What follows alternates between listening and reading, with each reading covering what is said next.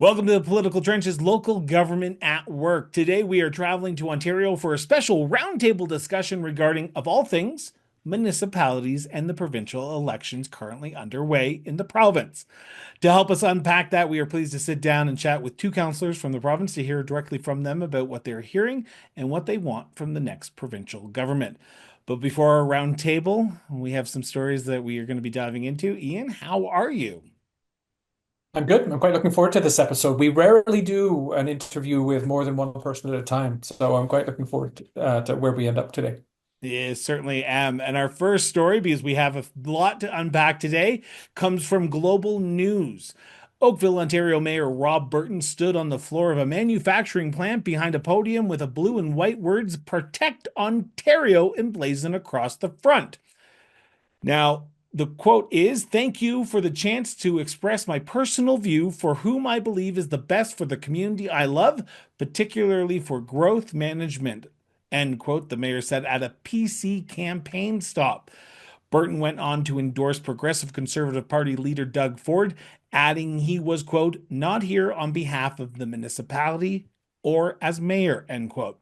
Now, it's a familiar formula that the PC campaign, which has had several mayors from big and medium cities appear alongside Ford and offer him their personal endorsement.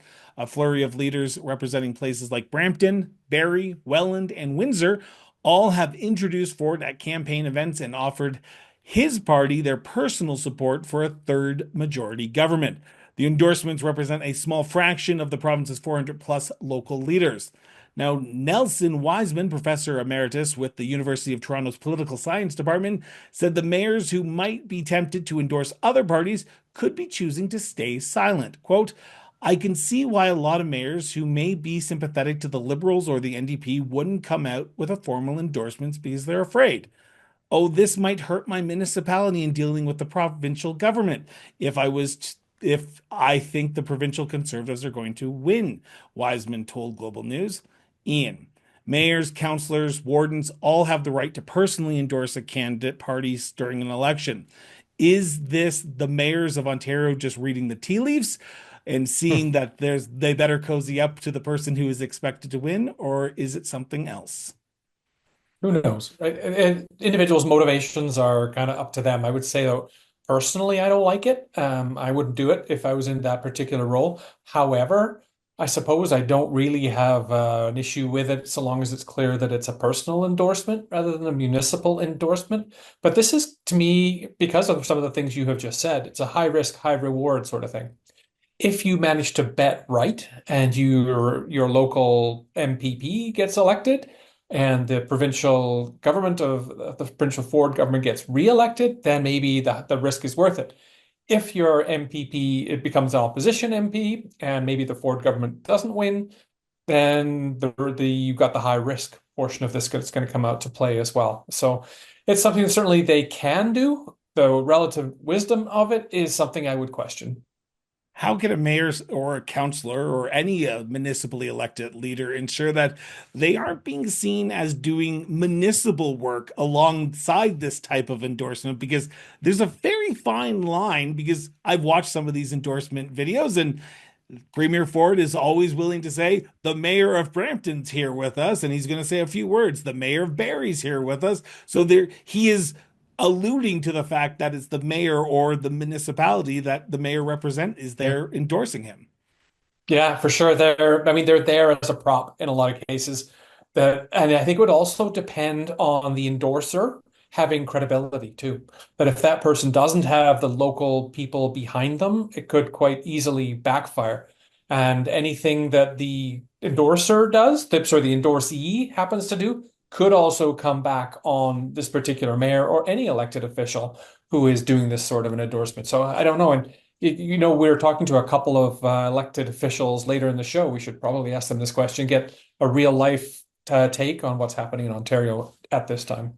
Do we see this in other provinces? I don't remember the last Alberta provincial election where I'm just picking on some municipalities. So if you're listening and you're from this municipality, I don't know if this actually happened or not. The mayor of Bow Island coming out and endorsing the UCP, or the mayor of AMCIS coming out endorsing the NDP. It doesn't seem to happen in these type of like Western provinces, or have I just not seen the news? Yeah, I think you're right.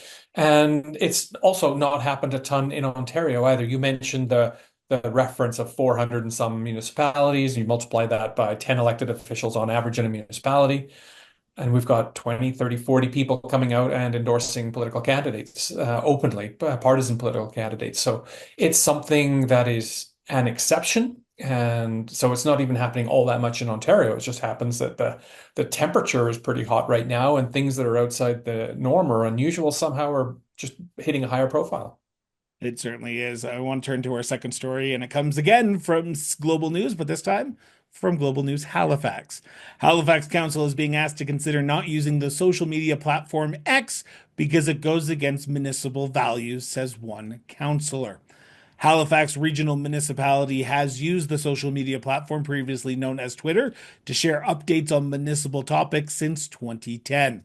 But Councillor Laura White has submitted a motion requesting city staff determine the feasibility of ending its activity on the platform. Quote, in the past 2 years since Elon Musk acquired Twitter, now X, the platform has become less congenial, informative, and useful, and more toxic, the motion reads. Quote, with Musk now a special government employee of the Trump administration, it is very clear that platform goes against our municipal values of evidence-based decision making and diversity, equity, inclusion, and accessibility, to name a few. X is no longer a medium that many reputable organizations are comfortable associating with, end quote. Digital expert Giles Crouch says lack of moderation since Elon Musk's acquisition of the company has caused many users to leave the platform. And this is not the first story where a municipality has begun to leave Twitter or leave X. Even for me, I've stopped posting on Twitter due to change in management. But in doing so, I know that there could be an audience that I am not getting because of the Twitter universe. Municipalities need all the tools in the toolbox to communicate with their residents. How should municipalities move forward with the rise of online rhetoric? Because this isn't just happening on Twitter, it's happening on Facebook, Google, and you and I both are on LinkedIn. It's happening there as well. I think LinkedIn, of all of them, though, I think has managed to maintain the level of decorum and respect that perhaps some of the others have not. I can actually see more of what's happening in Halifax Regional Municipality soon. I can see more of it occurring. At least a move towards, as the RM is doing, is looking towards a study, if not an absolute break. And there, I'd say you've mentioned it too about why you're not posting on Twitter anymore. And for municipalities, their reputation goes with the tools that they use. And in the last couple of years, as was referenced in the story, of course, this tool has been on a real downward slide. So it's not really a surprise that it would draw the ire of some elected officials. And but I can also see, I mean, if it is still particularly well used by a large group of people, that there's a desire for municipalities to meet people where they are, is often the term we hear. And that can either be physically or it can be online. And if the tool is still used, maybe there is still some legitimacy to it. Add that to a municipality like HRM, which is huge in terms of geographical area, and it's very difficult to find a tool that is going to work for anybody, or even some of those physical things like things we used to see before, like billboards and things, which are only going to catch a small proportion of the people. So this is going to happen more and more if tools like Twitter don't change. One of the big things that I hear from municipal leaders, and I'm assuming you hear the exact same things, is apathy is at an all-time high. People just aren't engaged with the local government. Municipal leaders often say that they have to go to where the audience is and not expect the audience to come to you. The audience is still on Twitter, and I say that respectfully, knowing that people still use the platform on a day-to-day basis. I know many municipal leaders who still use the platform to get out their messages. It is seeing a small shift, but it's not a big exodus of municipalities leaving. It's one or two right now.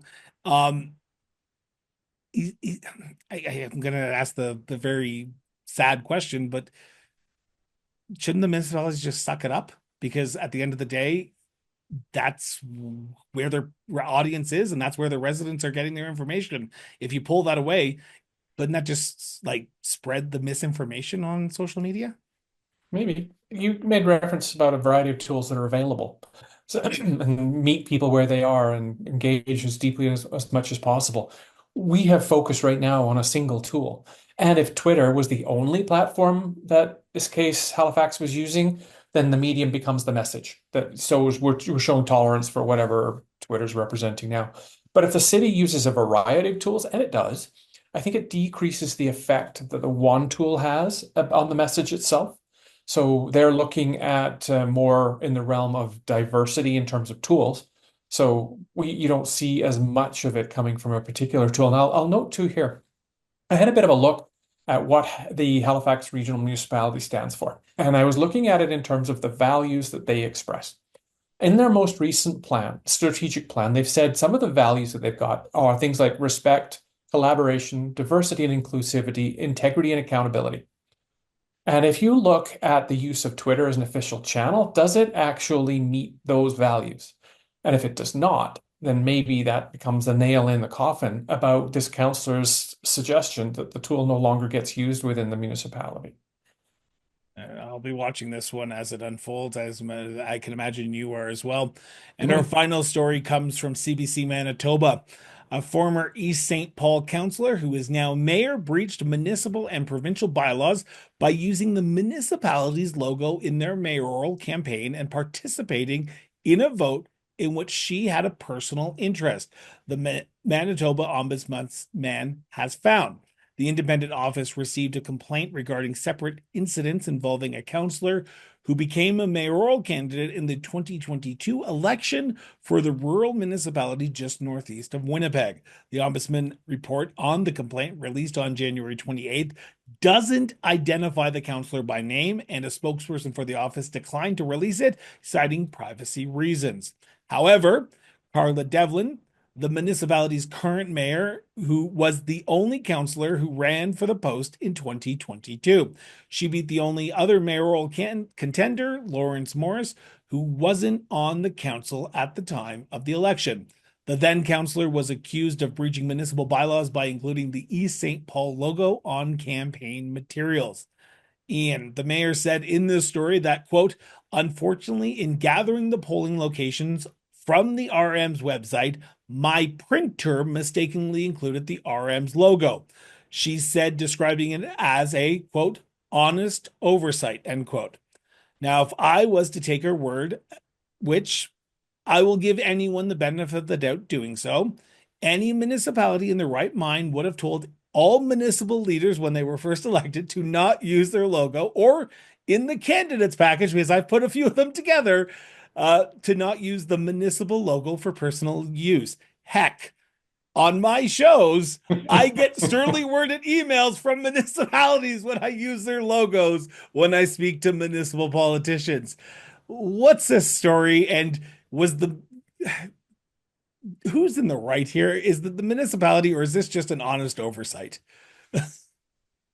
So she kind of had me until she said it was my printer's mistake That's and why I rapidly added that. threw, yeah, and so she rapidly threw the printer under the bus. But eventually the buck has to stop with her. And this isn't an inexperienced elected official either. So I kind of buy the whole, if we look just at this logo piece for now, I buy the honest mistake. And it's something that any person could make. But in this case, it illustrates that the candidate, who was like an experienced official, and her team didn't read or understand the campaign rules. You mentioned it already, that there would probably already have been some training of the proper use of branding. There would have been something specific for candidates as well, because not using logos is pretty standard for elected official elected official campaigns. So that's not new. It does make me wonder, if I was a resident, however, if she's missed this part, or the people who are working with her have missed this part. What else is she going to be missing that's in written material over the course of past term, next term, whatever the case might be? And the ombudsman said this is use the term jeopardizing public confidence, because this is a one-off for sure. but it's likely that there are other errors being made by other people as well. And if it's a series of errors made by a variety of candidates, then it does, I think, in fact, jeopardize public confidence. And we start to look at what other elected officials are missing, and we hear some of the public complaints or comments about how trustworthy elected officials are, and this doesn't help it at all. There are obviously rules in place, the branding guidelines, bylaws, that sort of thing. And if they're not enforced, they really don't exist. And if they are enforced selectively, like, yeah, it's an honest mistake, let's just drop it. To me, that's almost even more problematic because now we're picking, based on the rules, who we enforce the rules against and who we don't. I do a lot of council orientations, by the way, and these sort of topics are high profile topics that we cover. But how do you separate the personal from the corporate? Okay, so educate me like I'm a 4-year-old, a grade 4 student here, because aren't these logos in the public domain? Do not, No, does, no? no, they're part of a corporate brand. So Okay. municipalities are corporations, so they have branding guidelines in the same way that they have bylaws and policies and all of those sorts of things. No, you can't use them without permission. A lot of them are probably trademarked or copywritten. We're here to unpack the key issues, explore what's at stake for communities across the province of Ontario heading up to the 2025 Ontario provincial election, scheduled for Thursday, February 27th. Now, we are joined by two remarkable municipal leaders, Councillor Alison Story and Councillor Lucas Oakley. Alison Story, a councillor for Ward 6 in Chatham-Kent, brings with her a wealth of experience in government, communications, and strategic planning. With a background spanning the cultural sector, municipal governance, and advocacy, she's been a strong voice on issues like accessibility, public libraries, and community engagement. Lucas Oakley, councillor for Ward 2 in the county of Brant, made history as the youngest councillor ever elected in his region. A chemistry graduate turned policy advocate, Lucas has been deeply involved in progressive politics, championing sustainability, transparency, and responsible development.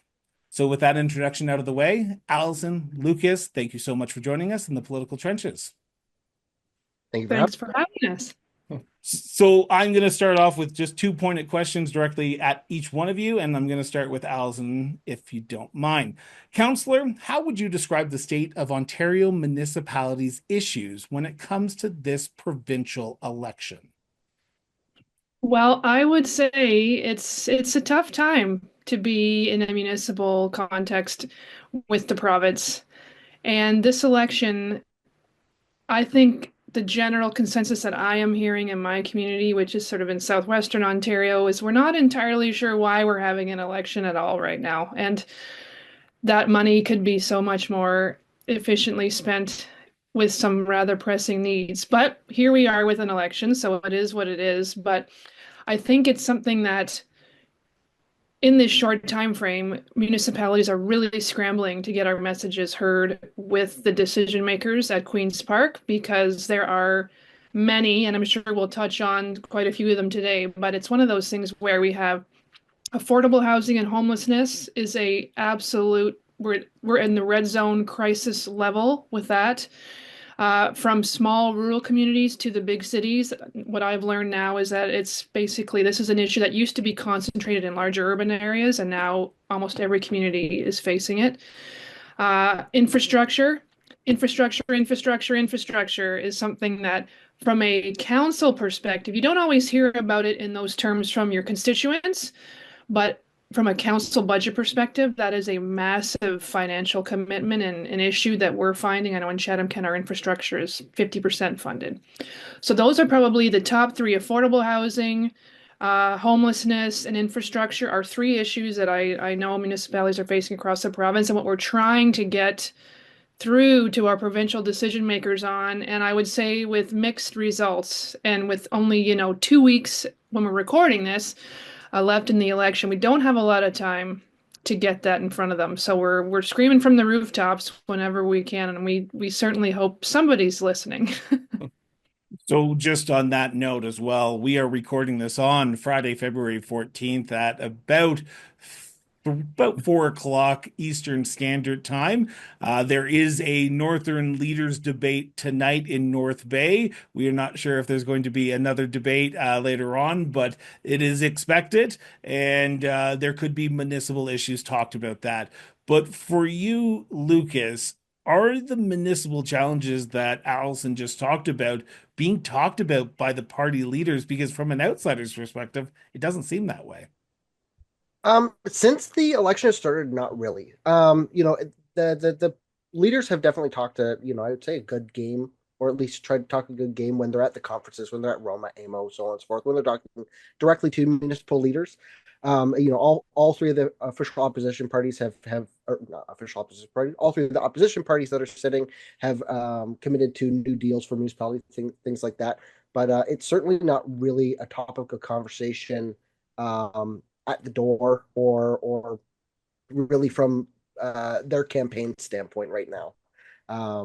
I think there's definitely that focus on tariffs right now. And one sort of funny thing that came out of that is, during the initial launch of the tariffs, Premier Ford did announce that they were going to have an Ontario focus for tariffs and suggested all 444 municipalities should jump on and do the same. Except we can't do that because the Municipal Act doesn't allow us to have that sort of discrimination in the procurement process.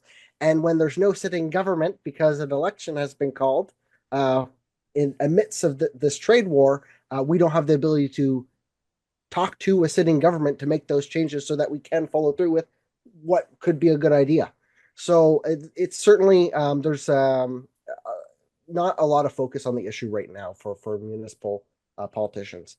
I'm going to jump in too, and actually just, Lucas, if I may follow up on that point just a little bit, and that is about the mood of the electorate. Perhaps, fortunately, you're halfway through your term and still have halfway to go. You've talked about housing and homelessness internally. You've talked about external things like tariffs and international trade. Do you sense any sort of a mood in the electorate generally? And is there any of that might apply to how it has an impact on local government? I think folks are only just tuning into the provincial election. I've done some door knocking during this provincial election. For the longest time, folks weren't really engaged in it yet. And even amongst the folks who are, I mean, there's people who are out of the country because it's the middle of winter, so people fly all over the world where it's a lot warmer. And just with the snowstorms, there could be a snowstorm like we had this week on election day, and then what is that going to do to our turnout? So I think the electorate is really not understanding. I think, as Allison had said earlier, why we're having this election at all right now. It really does seem poorly timed. Of course, there's Ford's reason is to get a new mandate to deal with Trump. However, all the opposition leaders have agreed that they would help support any anti-tariff measures, trade war measures. So I don't think it's really landing with people.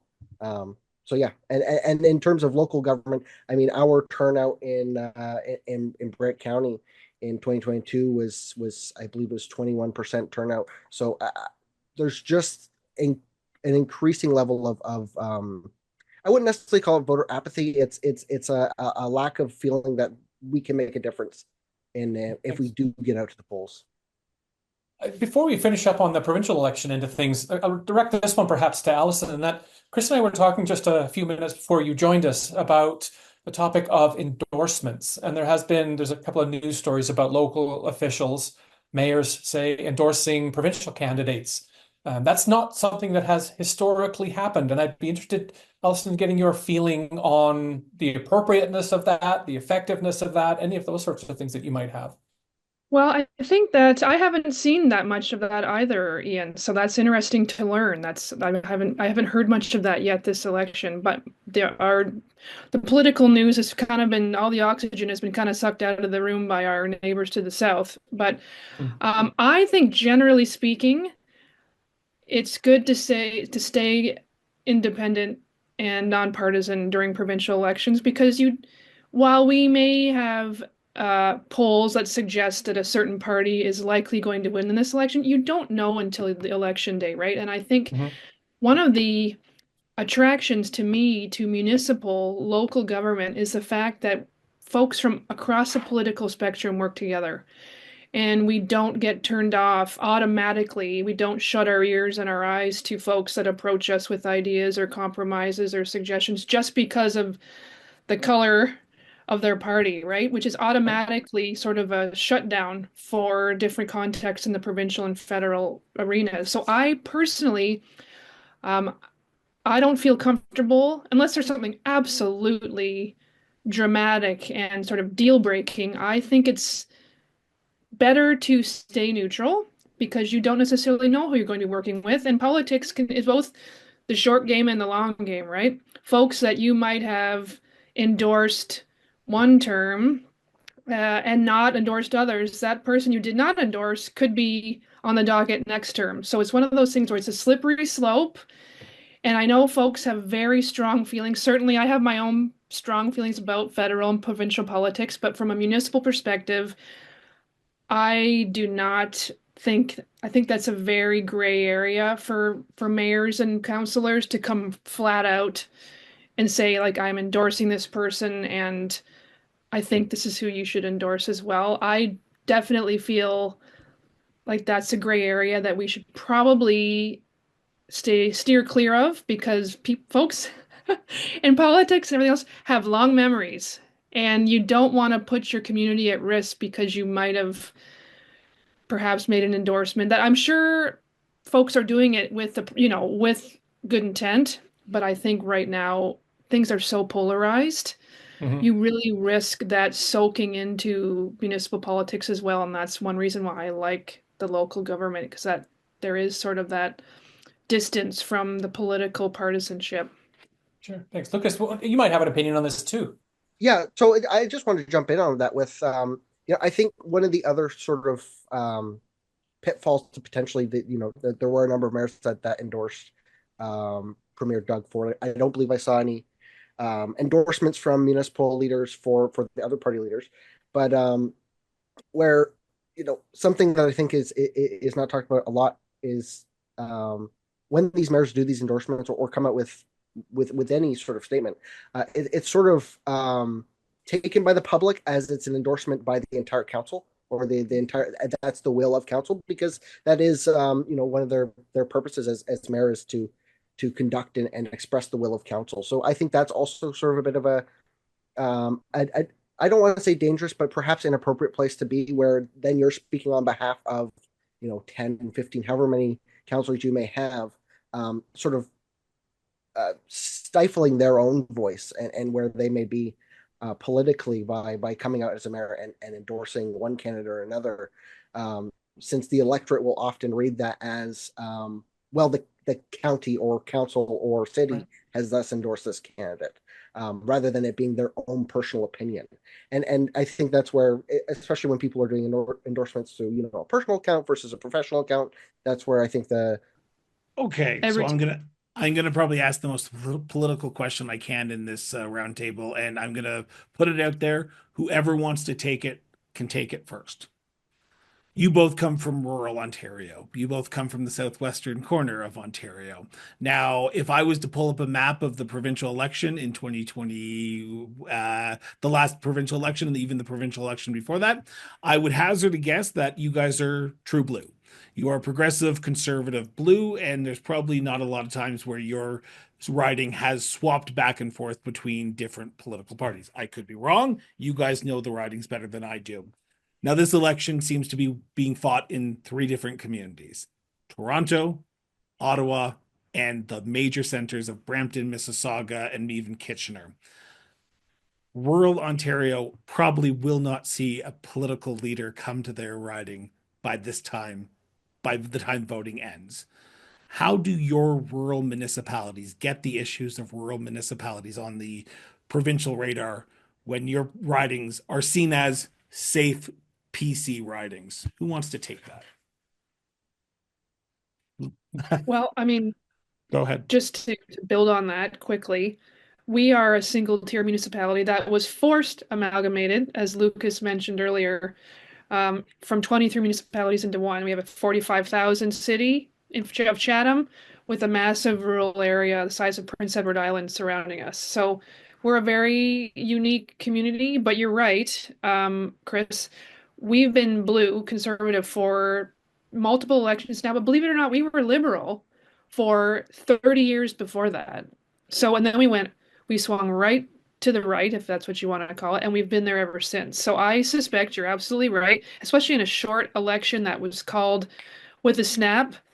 And we likely won't see folks here from the major parties, um, which is unfortunate because I don't think you should be taking rural voices for granted.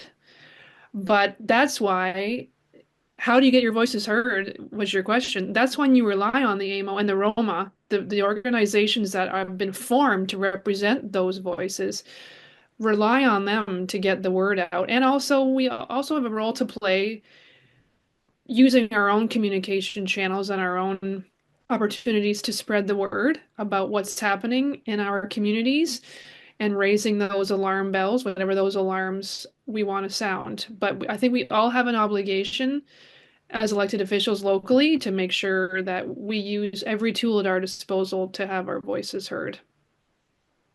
And just to jump in on that as well, I think it's actually it's pretty interesting where I think the opposition parties have, I wouldn't say abandoned. I think they do throw things at every once in a while, but they're certainly not putting in all the effort they could be in these rural ridings that used to be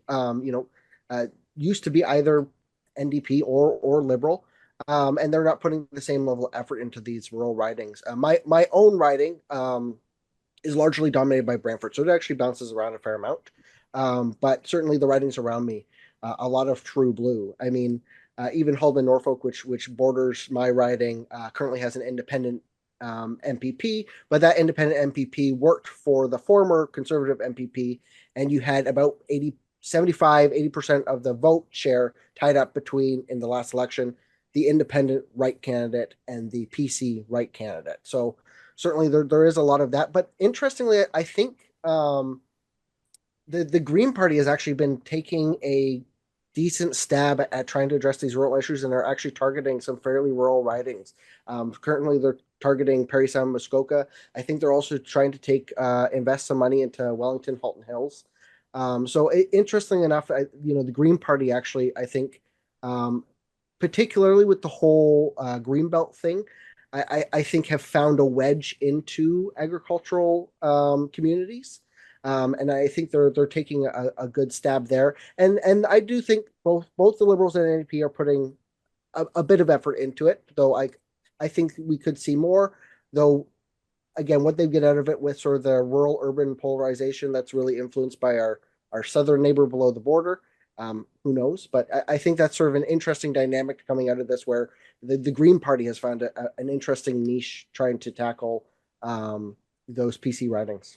To those who are listening, I just want to remind you that election day is February 27th. To find your polling location, go to elections.on.ca. There will be all the information that you will need for the proof of identification of what you need to bring to the polling stations to cast your ballot. Councillor Oakley, Councillor Story, thank you so much for sitting down in the political trenches with Ian and I today. Thanks so much. Thank you. Thank you. Our full roundtable discussion, because we barely could probably fit 20 minutes into the show this week, will be airing next week on Monday, February 25th. So be sure to tune in for that full, probably hours worth of conversation about this election and what's going on in Ontario. Thank you so much. Ian, that was a fantastic roundtable discussion. Like you said at the top of the show, we usually don't do two people at one time on the discussion part of the episode, but we did. How'd you feel it went, today's episode? Well, I think if we added one more person to the roundtable, neither you nor I would actually have to be here. So in terms of workload, it's great. I loved it. I thought the passion that both of them were showing, particularly as we got towards the end of the interview and some of the questions and the comfort that they had going back and forth. I thought it was a lot of fun. I think we should probably do it again. I will remind people, as I did in the roundtable, the full roundtable discussion will be airing on Monday, February 25th. Now this is our last episode for 3 weeks time. Last full episode. We have a roundtable discussion next week, and then the following week we're going to be off because I've got a busy next few weeks ahead of me. I'm heading off to Yellowknife for the Northwest Territories Association of Communities. Then I'm going to be back in Alberta for the Alberta Municipalities Presidents Conference, and then I'm off to SARM for the Saskatchewan Association of Rural Municipalities Convention in Saskatoon. And after that, once I'm back, we'll hopefully have a brand new episode of the Political Trenches. What do you have on the agenda for the next 3 weeks now that we're sort of taking a little bit of a break until we return in March? Well, I'm not traveling nearly as far as you. I think that I was in Drayton Valley, Alberta last week, and I've got 2 trips, one to Fort McMurray and one to Grand Prairie coming up in the next couple of weeks. So I'm not traveling nearly as far, but I will live vicariously through your trip to Yellowknife and wherever it is in Saskatchewan you're going. Well, I will be meeting with our very first guest on this virtual road trip. Sheila Bassett Kelly is going to sit down with me with a coffee. Good. So I'm looking forward to that. So, Ian, it's always a pleasure to sit down with you in the political trenches. Let's see each other in about 2.5 weeks' time. Sounds good to me. Thanks, Chris.